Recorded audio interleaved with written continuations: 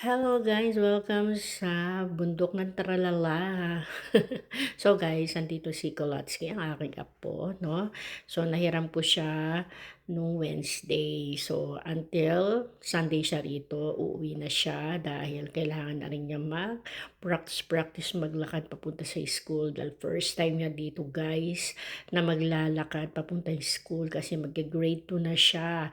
Lalo na grade 1 siya, dahil konti lang mga estudyante, ay pinapayagan silang na ihatid sundo. So ngayon, parang kailangan na nila maglakad pero puwede rin ata silang sunduin, hindi ko pa alam.